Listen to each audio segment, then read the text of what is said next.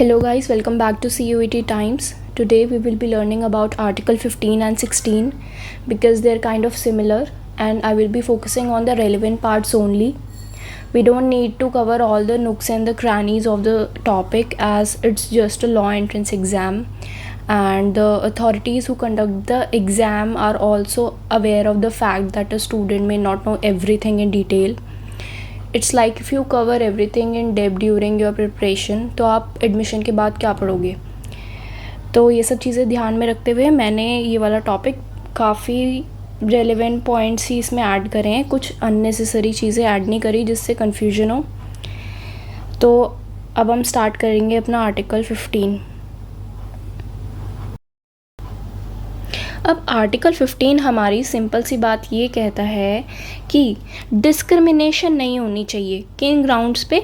Religion के ground पे, race के ग्राउंड पे, कास्ट, सेक्स और प्लेस ऑफ बर्थ के ग्राउंड पे कोई डिस्क्रिमिनेशन नहीं होगी। आर्टिकल 15 की हेडिंग ये है। अब नीचे क्या लिखा है? नीचे लिखा है द स्टेट। जो स्टेट है वो डिस्क्रिमिनेट नहीं करेगा किसी भी सिटीज़न को ऑन ग्राउंड्स ओनली ऑफ, यहाँ पे लिखा है ओनली किन ग्राउंड्स पे वो डिस्क्रिमिनेट नहीं कर सकता state? Religion, race, caste, sex, place of birth और any of them. In grounds पे स्टेट डिस्क्रिमिनेट नहीं कर सकता। बट यहाँ पर ओनली लिखा है, इसका मतलब ये है कि सिर्फ इन्हीं ग्राउंड्स पे डिस्क्रिमिनेट नहीं कर सकता। अगर इनके अलावा कोई ग्राउंड बन रहा है तो उस पर स्टेट डिस्क्रिमिनेट कर सकता है। नेक्स्ट पॉइंट में लिखा है no citizen shall on the grounds only of, इसी को मैंने शॉर्ट फॉर्म में लिख दिया है, religion, race, caste, sex and place of birth be subject to any liability, restriction और कंडीशन। मतलब किसी भी सिटीज़न पे कोई लाइबिलिटी नहीं लगाई जाएगी, रिस्ट्रिक्शन नहीं लगाई जाएगी और कोई कंडीशन नहीं लगाई जाएगी किन चीज़ों के रिगार्ड में कि किसी शॉप को वो एक्सेस कर सकता है या नहीं कर सकता। Public restaurants, hotels, place of public entertainments या वेल्स का यूज़ करना, टैंक्स का यूज़ करना या बेदिंग गार्ड्स का यूज़ करना, रोड्स और places of public resort maintained. अब यहाँ पे ये सारी तो जगहें आ गई कि इन जगहों के रिगार्डिंग किसी के ऊपर कोई लाइबिलिटी, रिस्ट्रिक्शन या कंडीशन नहीं लगाई जा सकती। इन ग्राउंड्स पे रिलीजन, रेस, कास्ट, सेक्स वाले ग्राउंड्स पे किसी के ऊपर कोई रेस्ट्रिक्शन नहीं लगाई जा सकती। अब यहाँ पे लिखा है मेंटेन्ड और होली और partly out of state funds, मतलब कि वो जगह मेंटेन करी जा सकती है होल या तो पूरी तरीके से स्टेट फंड से वो मेंटेन हो रही है वो जगहें, या फिर पार्टली स्टेट फंड से मेंटेन करी जा रही है, या फिर वो जगहें डेडिकेट करी जा रही है किस चीज़ को लेके? जनरल पब्लिक के यूज़ को लेके, मतलब वो जगहें जनरल पब्लिक के यूज़ के लिए हैं। तो इसमें हमें एक चीज़ समझ आ रही है कि जो सेकंड पॉइंट है उसमें हमारा स्टेट भी इन्वॉल्व हो रहा है और प्राइवेट इंडिविजुअल्स भी इन्वॉल्व हो रहे हैं कि मतलब ना स्टेट डिस्क्रिमिनेट करेगा ना ही कोई प्राइवेट इंडिविजुअल डिस्क्रिमिनेट कर सकता है इन ग्राउंड्स पे। अब एक केस था हमारा Indian young lawyers association versus state of Kerala का। इसको नॉर्मली लोग सबरीमाला टेम्पल केस के नाम से भी जानते हैं। इसमें क्या बोला गया था?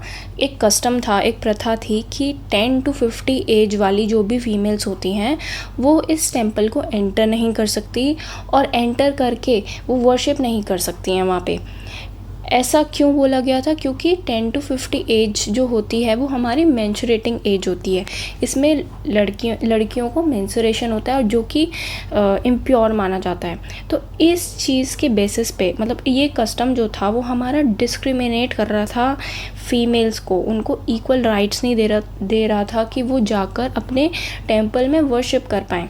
तो इस केस में सुप्रीम कोर्ट ने रिसेंटली ये हेल्ड किया था, कुछ सालों पहले की ये बात है, कि इस टेम्पल में अब फीमेल्स भी एंटर कर सकती हैं और वर्शिप कर सकती हैं। अब आर्टिकल 15 में कुछ एक्सेप्शंस भी हैं। इसमें यह लिखा गया है कि द स्टेट इज़ परमिटेड और empower to make any special provision, कि मतलब स्टेट वैसे तो डिस्क्रिमिनेट नहीं करेगा सारे ग्राउंड्स के बेसिस पे, रिलीजन्स का, सेक्स और प्लेस ऑफ बर्थ, इन सब के ग्राउंड्स पे वो डिस्क्रिमिनेट नहीं करेगा, बट वो कोई स्पेशल प्रोविज़न बना सकता है वेमेन एंड चिल्ड्रन के फेवर में। और बोला गया है कि और कोई स्पेशल प्रोविज़न बना सकता है उन लोगों के लिए जो कि सोशली एंड एजुकेशनली बैकवर्ड हैं, जिसमें हमारे शेड्यूल्ड कास्ट और शेड्यूल्ड ट्राइब्स आ जाते हैं।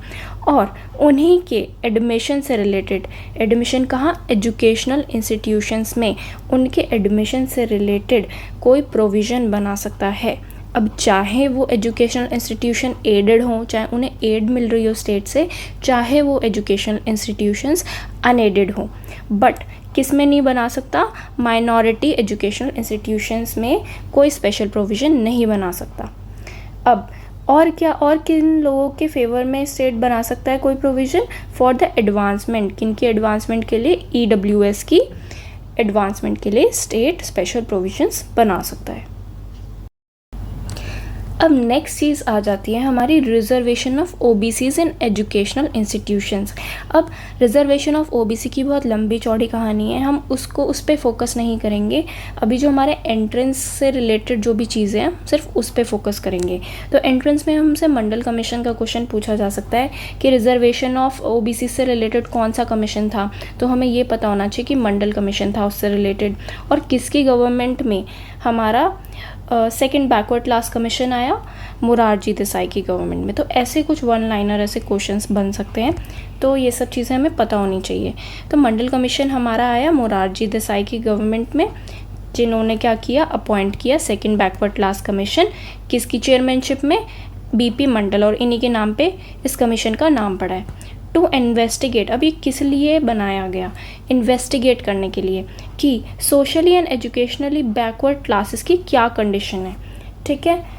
और ये वाला जो हमारा प्रोविज़न है रिजर्वेशन ऑफ OBC का, ये हमारा 93rd अमेंडमेंट एक्ट 2005 के थ्रू ऐड किया गया। एक इसी से रिलेटेड एक्ट बनता है, सेंटर बनाती है सेंट्रल एजुकेशनल इंस्टीट्यूशनल एक्ट 2006, जिसमें ये बोला जाता है कि OBCs को 27% कोटा दिया जाएगा सारे सेंट्रल हायर एजुकेशनल इंस्टीट्यूट्स में। बट यही सेम चीज़ें, अब ये सब चीज़ें हो रही थी तो इस चीज़ों को कोई ना कोई तो चैलेंज करेगा ही कोर्ट में। तो कोर्ट में जब ये सारी चीज़ें चैलेंज हुई तो कोर्ट ने ये डायरेक्ट किया कि सेंट्रल गवर्नमेंट क्या करेगी, रिजर्वेशन सारे OBCs को नहीं देगी, उसमें क्या करेगी, क्रीमी लेयर वाले OBCs को हटा देगी, एक्सक्लूड कर देगी।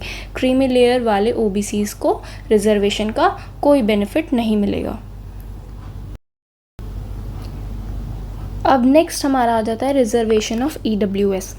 रिजर्वेशन ऑफ EWS मतलब इकोनॉमिक वीकर सेक्शंस को रिजर्वेशन जो कि दिया गया है, किसके थ्रू दिया गया है, 103rd अमेंडमेंट एक्ट के थ्रू दिया गया है। और सेंट्रल गवर्नमेंट ने एक ऑर्डर इशू किया था जिसमें लिखा गया था कि 10% रिजर्वेशन EWS कैटेगरी को मिलेगा। अब EWS कैटेगरी बेसिकली कौन सी कैटेगरी है कि जनरल कैटेगरी में भी कुछ ऐसी फैमिलीज़ होती हैं जो कि पुअर होती हैं या फिर उनकी इकोनॉमिक कंडीशंस अच्छी नहीं होती हैं, तो इस बेसिस पे उन्हें 10% रिजर्वेशन प्रोवाइड किया गया। अब आर्टिकल 15 हमारा यहाँ ख़त्म होता है। आर्टिकल 15 को अगर हम देखें तो बहुत जनरल सा आर्टिकल है, बहुत जनरल सी बात करता है कि स्टेट जो है वो इन ग्राउंड्स पे किसी को डिस्क्रिमिनेट नहीं करेगी और ना ही प्राइवेट इंडिविजुअल किसी को डिस्क्रिमिनेट करेगा। मतलब किसी को ऐसे नहीं बोला जा सकता कि आप इस पब्लिक रेस्टोरेंट में नहीं जा सकते क्योंकि आप एक स्पेसिफिक कास्ट को बिलोंग करते हैं, या फिर इस होटल में नहीं जा सकते क्योंकि आप किसी स्पेसिफिक रिलीजन को बिलोंग करते हैं। तो इस तरीके के डिस्क्रिमिनेशन को स्टेट क्या करता है, प्रोहिबिट करता है।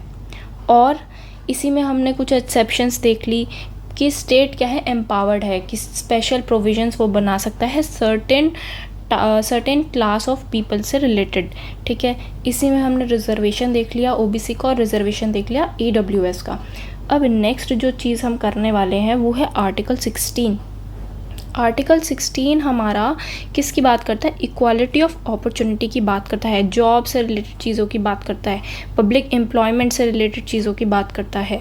जैसे कि इसमें बोला जाता है कि नो सिटीज़न, किसी भी सिटीज़न को ऑन ग्राउंड्स ओनली, यहाँ पर भी ओनली लिखा है, religion, race, caste, sex, descent, descent यहाँ पे नया ऐड हुआ है, प्लेस ऑफ बर्थ भी पहले वाले में था, रेजिडेंस यहाँ पे नया ऐड हुआ है, तो ये 2 ग्राउंड यहाँ पे नए ऐड हुए हैं।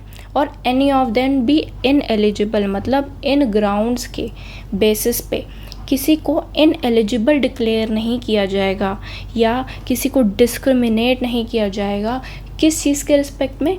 एम्प्लॉयमेंट के रिस्पेक्ट में, जो कि एम्प्लॉयमेंट किस से जुड़ी हुई है? ऐसे ऑफिस से जुड़ी हुई है जो कि स्टेट के अंडर आता है। यहाँ पे मेनली जो बात हो रही है वो पब्लिक एम्प्लॉयमेंट के बारे में बात हो रही है, तो इस चीज़ को हम ध्यान रखेंगे। अब जैसे हमने एजुकेशनल इंस्टीट्यूशन के रिजर्वेशन की बात करी आर्टिकल 15 में, ऐसे ही हमारी पब्लिक एम्प्लॉयमेंट में भी रिजर्वेशन होता है। तो ये चीज़ अब हम आगे देखेंगे थोड़ा बहुत, बट उससे पहले हमें एक चीज़ का ध्यान रखना है कि हमारा एक केस था Indira Sahni versus union of India. इसमें ये बोला गया था कि रिजर्वेशन टोटल वैकेंसी से 50% ही प्रोवाइड किया जा सकता है, मतलब टोटल वैकेंसी का 50% ही रिजर्व सीट्स रह सकती हैं, 50% से ज़्यादा रिजर्वेशन एक्सीड नहीं कर सकता। अब जैसे आर्टिकल 15 में कुछ एक्सेप्शंस दी गई है, ऐसे ही आर्टिकल 16 में भी कुछ एक्सेप्शंस दी गई हैं। जैसे कि बोला गया है कि पार्लियामेंट क्या कर सकता है? प्रिस्क्राइब कर सकता है रेजिडेंस को एज अ कंडीशन किसी सर्टेन टाइप ऑफ एम्प्लॉयमेंट में या किसी सर्टेन टाइप ऑफ अपॉइंटमेंट में, जो कि किसी स्टेट में हो रही है, यूटी में हो रही है या और लोकल और अदर अथॉरिटी में हो रही है। जैसे कि फॉर एग्ज़ाम्पल कोई स्टेट है ए, ठीक है, तो गवर्नमेंट को लगता है कि इस जॉब में, ठीक है, ए स्टेट की जॉब में किसी ए स्टेट के आदमी को ही अपॉइंट करना चाहिए। क्यों? क्योंकि वो ए स्टेट की प्रॉब्लम्स को जानता है, ए स्टेट की लोकल लैंग्वेज को समझता है, ए स्टेट के कस्टम्स को समझता है, तो ये अच्छा होगा कि हम इसी स्टेट के आदमी को ही ये टाइप की जॉब दें, ठीक है। नेक्स्ट चीज़ बोली गई है कि state can provide for reservation. State क्या प्रोवाइड कर सकता है? रिजर्वेशन प्रोवाइड कर सकता है। किसको प्रोवाइड कर सकता है? किसी बैकवर्ड क्लास को, जो कि स्टेट को लगता है कि वो एडिक्वेटली रिप्रेजेंट नहीं है स्टेट सर्विसेज में। फॉर एग्जांपल मान लो कोई जॉब है ए जॉब, ठीक है, और गवर्नमेंट को लगता है कि इस जॉब में XYZ कम्युनिटी के लोग तो हैं ही नहीं, ना ये इस जॉब का फॉर्म भर रहे हैं, ना ये इस जॉब के लिए अप्लाई कर रहे हैं, तो इस XYZ कम्युनिटी का एडिक्वेट रिप्रेजेंटेशन नहीं है इस जॉब में, तो ऐसी कम्युनिटीज़ को या ऐसी क्लास को स्टेट क्या कर सकता है? रिजर्वेशन प्रोवाइड कर सकता है। थर्ड पॉइंट में लिखा है a law can provide the incumbent of an office related to religious या डिनोमिनेशनल इंस्टीट्यूशन। मतलब लॉ प्रोवाइड कर सकता है कि मान लो कोई ऑफिस किसी रिलीजियस या डिनोमिनेशनल इंस्टीट्यूशन से रिलेटेड है, तो उस ऑफिस को कौन गवर्न करे? किसी पर्टिकुलर रिलीजन का लोग, रिलीजन के या उस डिनोमिनेशन के लोग ही उस ऑफिस को गवर्न करे। फॉर एग्जांपल मान लो कोई ऑफिस है और वो ऑफिस रिलेटेड है, माइनॉरिटीज़ से रिलेटेड है वो ऑफिस, तो उस ऑफिस को कौन गवर्न करे? कोई माइनॉरिटी, ऐसा इंसान ही गवर्न करे जो कि माइनॉरिटी को बिलोंग करता हो। फोर्थ कहते हैं कि state is permitted to make a provision. State को परमिट किया गया है कि कोई वो प्रोविज़न बना सकता है रिजर्वेशन से रिलेटेड। किसके रिजर्वेशन से रिलेटेड? EWS के रिजर्वेशन से रिलेटेड, जो कि 10% ही होना चाहिए। यहाँ पे हमारा आर्टिकल 16 भी ख़त्म होता है। आई होप आपको ये वीडियो अच्छी लगी होगी। And for the books you can refer to M. Lakshmikant, as everyone cannot read from the Bare Act, but I would suggest that you purchase or download a Bare Act as well. Like, it's good if you start making a habit of reading from Bare Act and familiarize yourself with its language. So lastly, thank you so much. Have a nice day.